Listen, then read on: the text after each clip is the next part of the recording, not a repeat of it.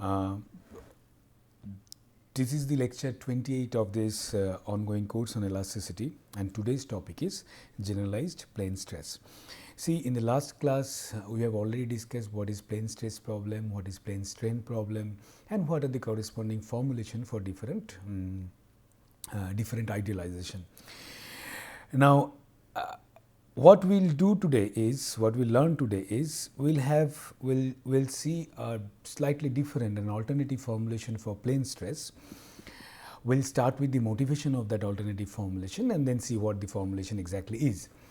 Now, at this point, please note that rest of the course we won't be using this formulation. The purpose of today's lecture is first to give you, for the completeness of the entire discussion, that so that you know there exists a formulation which is called generalized plane stress formulation.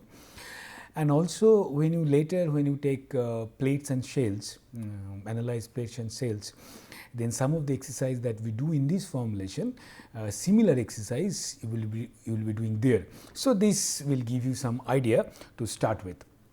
Okay, let us first start the motivation, understand the motivation of this alternate formulation for plane stress. Recall, for a plane stress problem, what we discuss is the one dimension is very small, such that, suppose in this case this dimension is very small, the thickness direction is very small, say thickness is 2h, okay.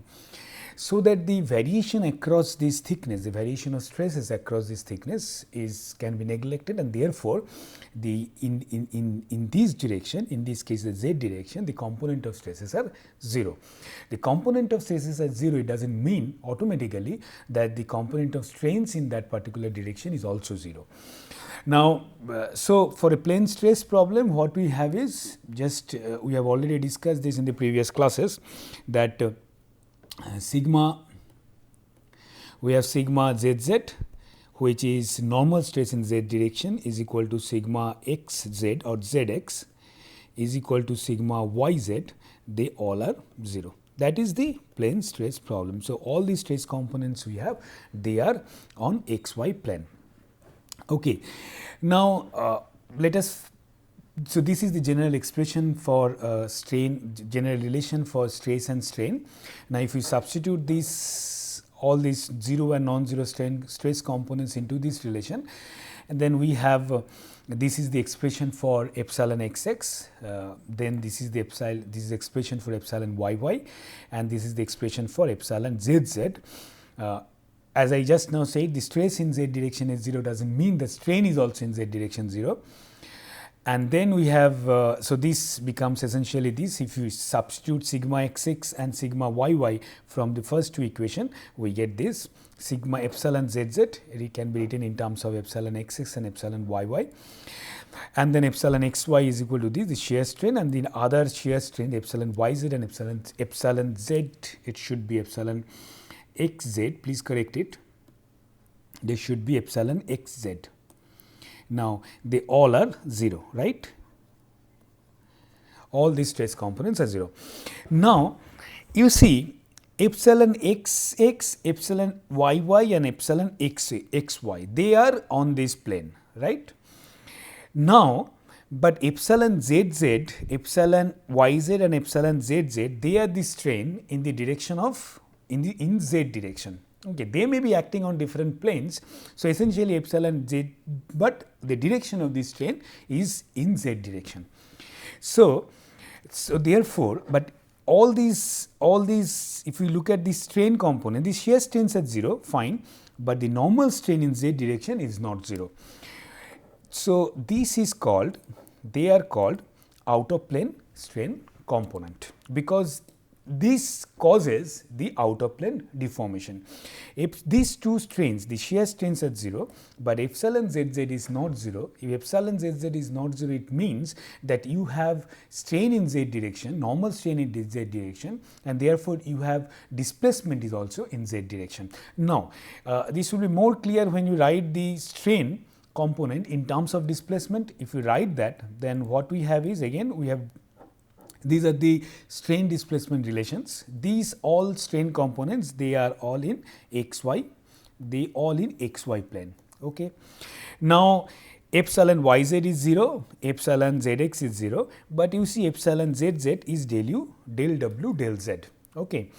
Now, just in the previous slide we have seen that epsilon zz can be written in terms of epsilon xx and epsilon yy. It means that this quantity is not, if we integrate it, then we may have w in z direction, displacement in z direction. For this formulation, if we substitute that, we may see that the epsilon zz or displacement is a linear function of z.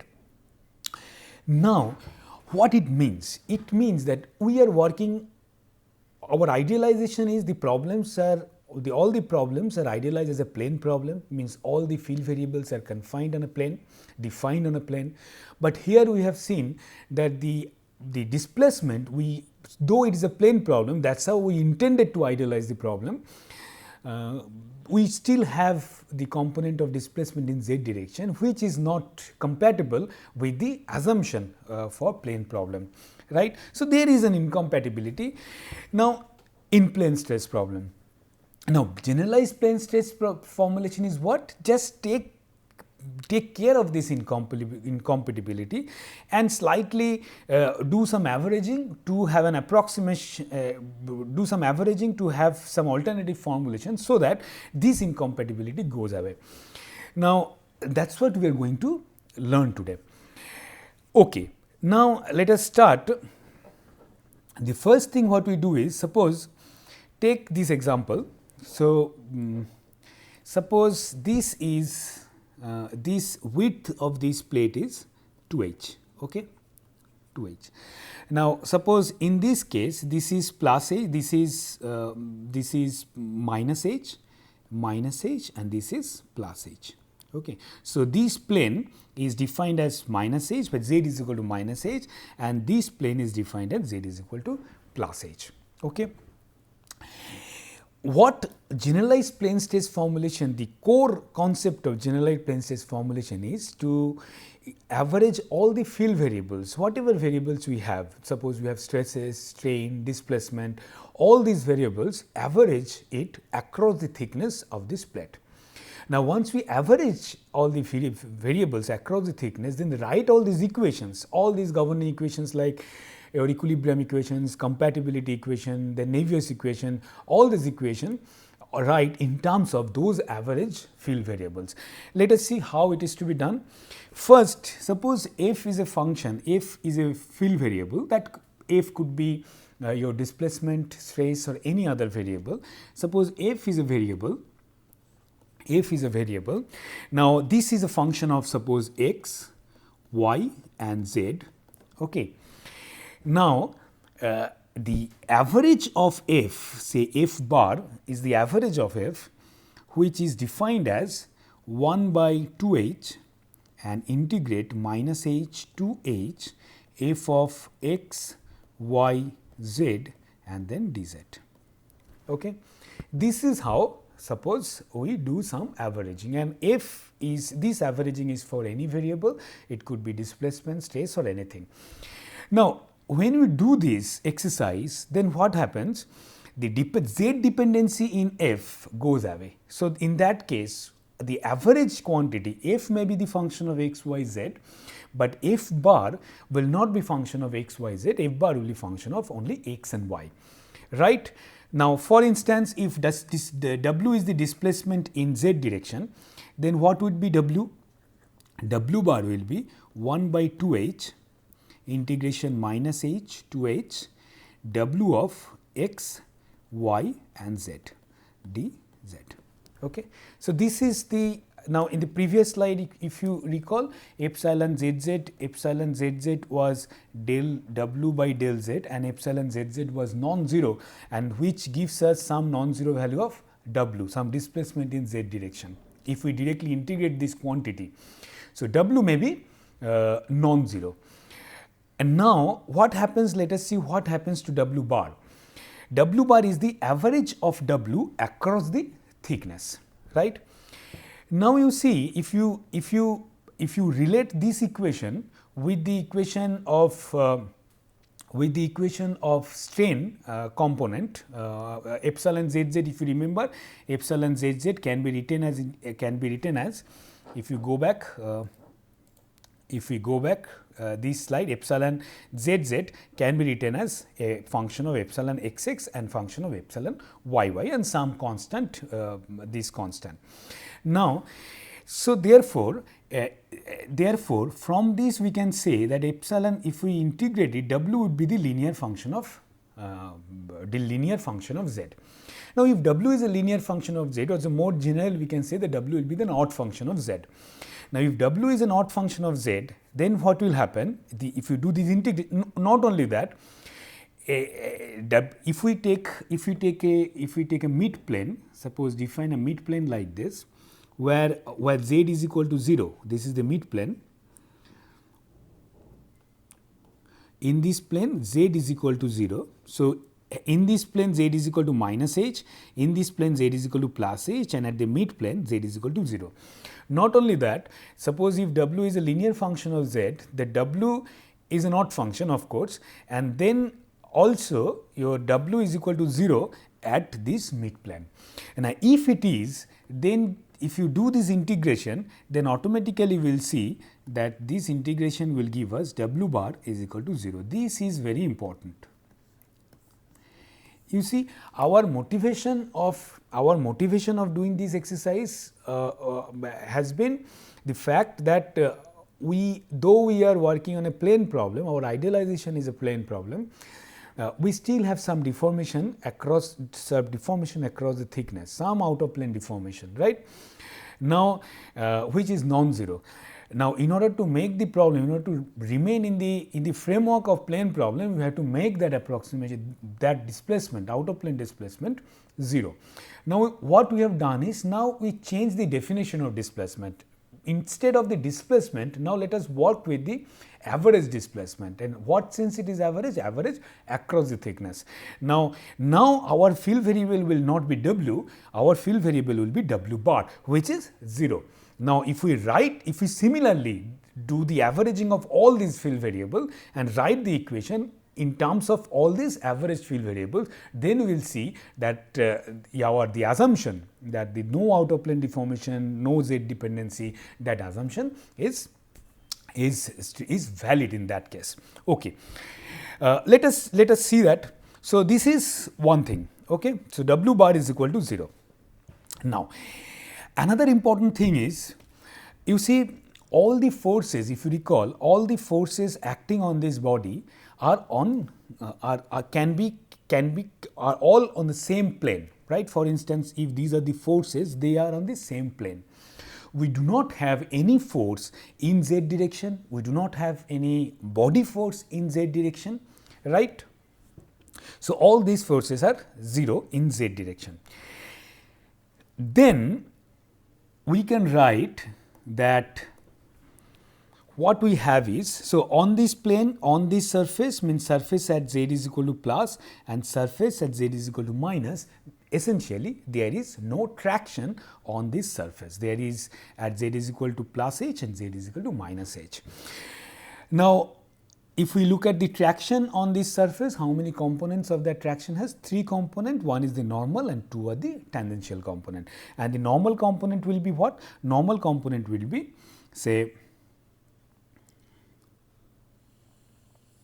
this is one thing. Now, let us, normal component will be sigma zz, you check, x, y, and then plus minus h, that will be equal to sigma xz, which is x, y plus minus h, equal to sigma, say, it may be zx or xz, same thing, yz, which is function of x, y, and plus minus h, they all will be 0. It means that you are on this surface at x is equal to, z is equal to plus h and z is equal to minus h, all these tractions are 0, right? There is no forces there is no external forces in this direction, there is no body force as well. Now, in that case, then what would be the corresponding, let us write the corresponding equilibrium equation in z direction. The equilibrium equation in z direction, if you recall, this will be sigma del sigma xz or zx, both are same, del x plus del sigma yz del y plus del sigma zz del z, that is equal to 0. There is no bz term because body force in z direction is 0. Now, this is important. You see, sigma xz irrespective of x and y at this surface plus, suppose this equation is, this is the equilibrium equation, this is valid for any x, y, z.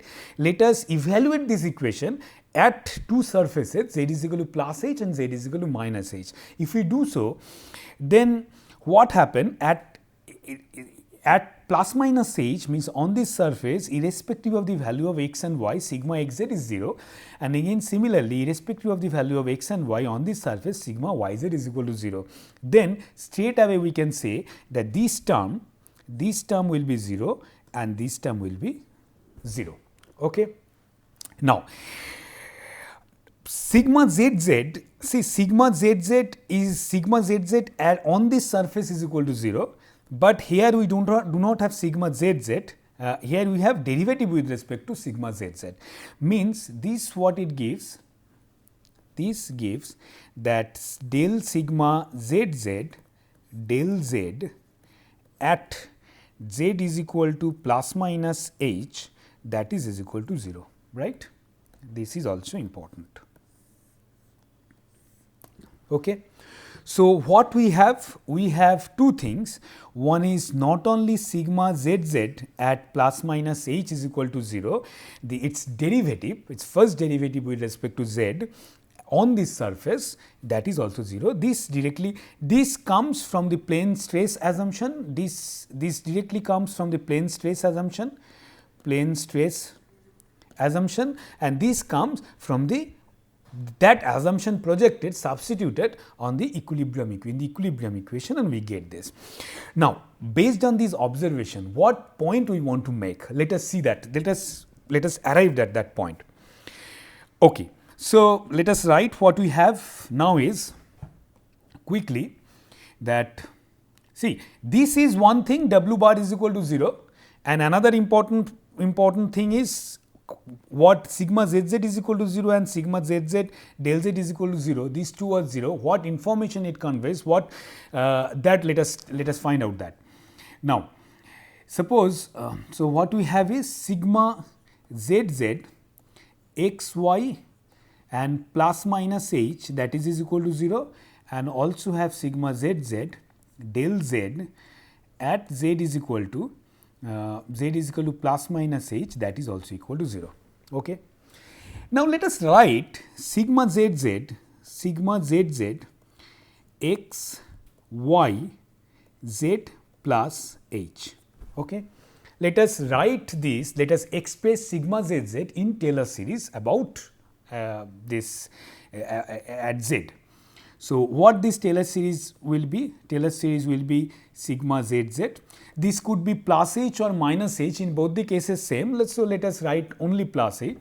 Sigma zz x y plus or h, and then plus del sigma zz del z.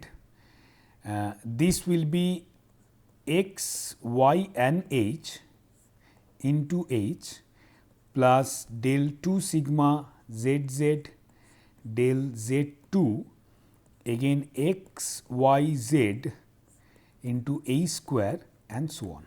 Okay. Now, you can put instead of plus h, z plus h, you can have z minus h. In that case, this will be minus and this will be plus and so on. Now, you see from this expression straight away we can say this is equal to 0. From this we can say this is equal to 0. It means, so what it gives you, how the sigma zz varies across the thickness, right? That is what we express in Taylor series. Now, it says that it varies, it depends on h square. So, it is order of that is h square. So, what is h? H is the thickness, or 2h is the thickness. Now, you see, if h is very small, then h square is further smaller. This its higher order term can be neglected for a very thin plate when h is very small, and therefore, all these term including this, including h square and all these higher order term, we can assume they are 0, we can neglect them, and if we do so, then we have sigma zz, x sigma z, this quantity will be, or will be 0, okay, when for h very small, okay. This is important. So, that is why you see that is the center point of plane stress assumption. When we say that thickness is small, therefore, the across the thickness variation is small and therefore, it is neglected. It is neglected. This is the reason. You see this order is h square, and for a very small, very thin plate, the h square term will be very small. So, essentially this part can be neglected, okay, and that is why the sigma zz is equal to, we can make them 0, which is the plane stress assumption, okay. Now, so once we understand that, now let us do this, let us write this, we have already seen what is the averaging, this is the averaging, and we can do this averaging for all these field quantities, stresses, strain or other displacement field, and then write the equation for that, write the governing equation. Let us do that exercise.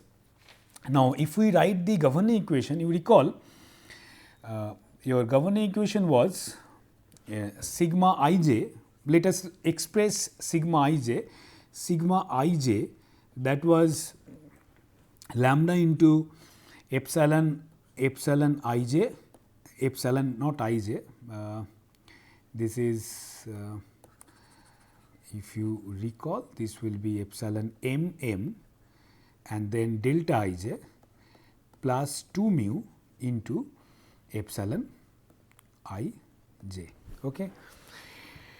Now, this is what? This is equal to lambda into epsilon xx plus epsilon yy plus epsilon zz, right, and then plus 2 mu into epsilon xx. If you write only sigma xx, let us write the expression for sigma xx, rest of the other expression can be derived in the same way. Now, recall in the previous slide, we showed that for plane stress problem, epsilon zz is equal to epsilon zz can be expressed in terms of epsilon xx and epsilon yy, and that expression is mu by 1 minus nu epsilon xx plus epsilon yy, okay. Now, if we substitute this into this expression, what we get is, we get that a sigma xx is equal to lambda into epsilon xx plus epsilon yy. You can try this, and then it will be 1 minus nu by 1 minus 1 into nu plus 2 mu into epsilon xx, okay. Now, this is finally become sigma xx is equal to 1 minus lambda into 1 minus, you can do this exercise, 1 minus nu into epsilon xx plus epsilon yy, and then plus 2 nu into epsilon xx. And finally, if you substitute nu in terms of lambda and mu, we know the relation between lambda, mu and nu. If you substitute that, then the expression of sigma xx we will get as like this. We will get 2 mu lambda by lambda plus 2 nu into epsilon xx, you can try this, epsilon yy plus 2 nu into epsilon xx, okay. This is the expression we get for sigma xx, okay. Or this is can also be written as your sigma xx is equal to lambda star into epsilon xx plus epsilon yy plus 2 mu epsilon xx, where lambda star is equal to this, lambda star is equal to 2 mu lambda by lambda plus 2 mu, okay. So, So, this is expression for sigma xx. Okay. Similarly, we can have expression for sigma yy, sigma xy. Now, as I said, we have to now write all these expression, all these variables in not the variables. We have to write their average. We have to average them across the thickness of the plate. Now, if we do that averaging, let us say sigma xx can be written as, suppose sigma xx is the average. So, let us use different color for this. Sigma xx, which is average of sigma xx, that will be equal to lambda star. This will be then epsilon xx, average of epsilon xx, plus epsilon yy, average of epsilon yy, then plus 2 mu into epsilon xx, which is average of epsilon xx, right. Now, similarly, we can write all these expressions. Suppose sigma yy also can be written as sigma. If we write sigma yy average, that will be lambda star into epsilon xx average plus epsilon yy average plus 2 mu into epsilon yy average, right. And similarly, epsilon xy can be written as sigma xy can be written as, if you recall, 2 mu into epsilon xy average. So, all these bar, they mean the average across the thickness. Now, how to average epsilon xx? Epsilon xx, if you recall, epsilon xx was what? Epsilon xx was, now quickly you can do that. Epsilon xx, okay, used. Now, epsilon xx is what? Epsilon xx is del u del x, right. Now, then epsilon xx bar will be then del u bar del x, where u bar is the average of u. Then what is u bar? U bar will be then 1 by 2h minus h to h, then u of x, y, z dz. The way we average w, and the same way we have to average all these variables. Okay. Similarly, we can get it, we can write epsilon yy, epsilon, all the displacement we can have an average, and then we can average their derivatives and get the average strain, and then that average strain can be substituted in this expression to get the average stresses. Okay. Now, once we have the average stresses, once we have averaged all these field variables across the thickness, next step is to write the expression, write the governing equation in terms of those average stress and strain. And if you do that, your equilibrium equation becomes this. If you see equilibrium equation, the form of the equilibrium equation remains same, but now here it is written in terms of average stress average stresses. This is xx, this is yy, and what is bx? Bx average is equal to integration minus h to h bx, which is x, y, z dz 1 by 2h. Similarly, by also can be average like this. So, this is the average equilibrium, this is the equilibrium equation. And similarly, we can have, once we have the equilibrium equation, next we can have your, this is the Navier's equation. Navier's equation is also written in terms of you see all these average displacement and then an average body force term. Similarly, we can have the okay, there is a mistake, please correct it. This is not Navier's equation, this is the compatibility actually written in terms of stresses. Okay. If we get Michel's equation. Now, this is the equation again written the stress formulation written in terms of the average field variables. Okay. Now, once we have the expression in average field variable, then you, instead of solving for, in the previous problems we had equation in terms of directly stresses, displacement, and we solve for displacement and the stresses, but now here equations are written in terms of average stress, average displacement, and the solution will be average stress and average displacement. And if we and in an average sense, if you see, then your the plane problem, the requirement for the problem to be a plane problem can be to be an idealized as a plane problem, that requirement is satisfied. The out of plane displacement W average is 0, and then sigma also we have seen sigma zz. Sigma zz is anyway 0 for a thin plate. So the out of plane strain problem, that was the motivation for to look into a different formulation, explore different formulation, and this is the formulation which gives you which removes that incompatibility.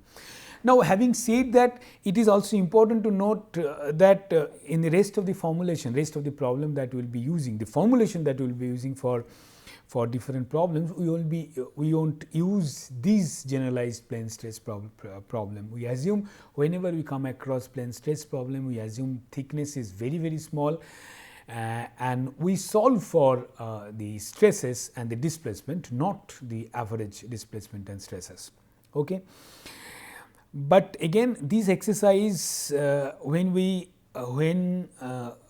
I already started my discussion with the statement, the purpose of telling this is to have a completeness in the discussion, so that you know there exists some formulation like this. And also this averaging, as far as the averaging across the thickness is concerned, when you learn plates and shells formulation, you will see that similar kind of averaging we also do there, but in a different way. So this is just an exploration of that. Okay, with this I stop here today. Next class, so as far as the formulation is concerned, this is almost done. Now, once we have the formulation, the next step is to, formulation means once we have the equations ready with us. That equation could be in terms of displacement, it could be in terms of stresses, but then once the equations are ready, we have to solve them, we have to find the solution of that problem. There are many different methods there are to find out the solution of those problems. The method that we will be extensively using in this course is Airy's stress function approach, and in the next class we will start with we will just introduce Airy's stress function, and then subsequent classes we will see how that stress function approach can be used to have solution for different plane stress and plane strain problems. With this, I stop here today. See you in the next class. Thank you.